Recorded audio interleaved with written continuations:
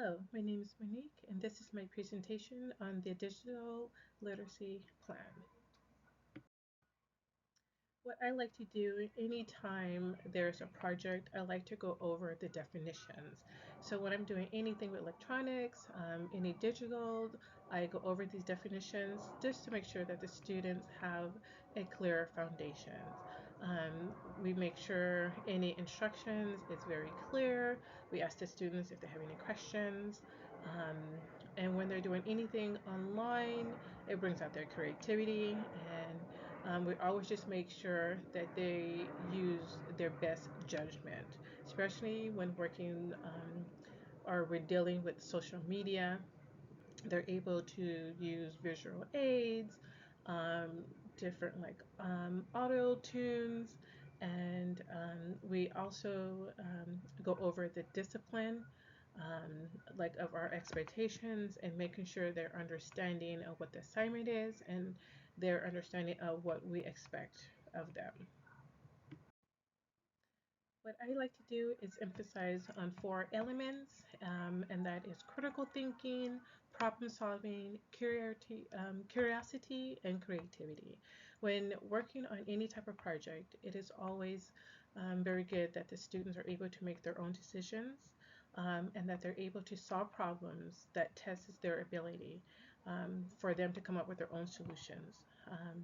With that being said, when the students are familiar of what their research is about, they're able to dig deeper to get a better result of what they what their project will look like. And at the same time, with that, they're able to be more creative and think outside the box of how they're going to bring that project to life. One of the things I do in my class is I use a lot of social media. I think it's a great way for learning and to have the students work together as a unit. I know for me, I don't have to do that much lecturing in front of the class, and it also holds the students' attention when they're able to um, hear a song or watch a TikTok or something that's on Facebook that's dealing with history or science, they're able to obtain that information and then they will go and apply it to their assignment, to their project. I know for history, we have a Facebook page for the class, and the students are able to upload their videos on to the Facebook page where we're able to monitor um, just to make sure what they're putting out there is being respectful of themselves as well as their peers. And another element of the social media that is very popular on campus is the TikTok. I know during history that is the number one thing that they would do is they will make a skit or do a song and put it and use the TikTok and where they're able to add like music. Um, and it's very entertaining and at the same time it's fun for them and they're also learning. So that's a really good element as well to have.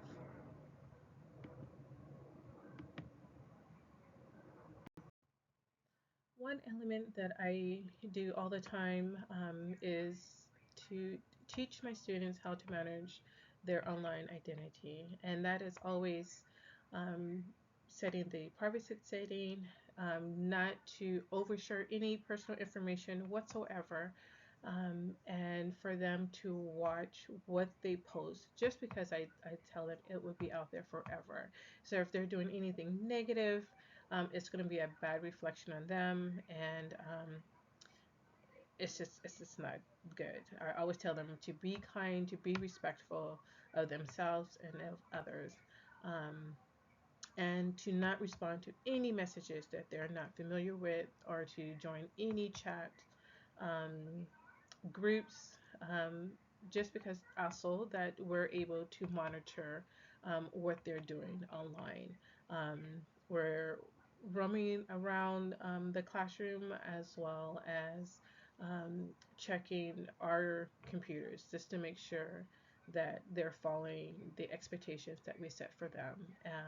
And it's always about like safety. We review different like skits. We have discussions of what has happened in the news, just to keep the children aware of different situations that are happening when it comes to students being online and not making good choices.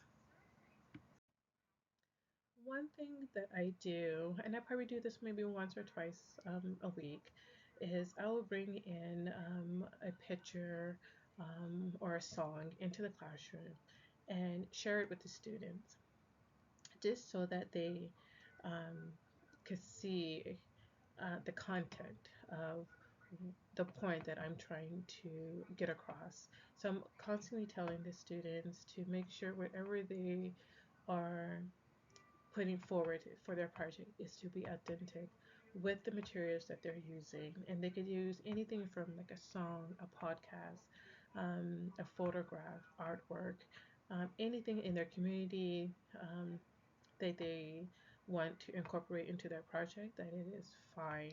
Um, I know for like I said, for myself, I use a lot of like news segments. I would bring in art or a song if we're doing um,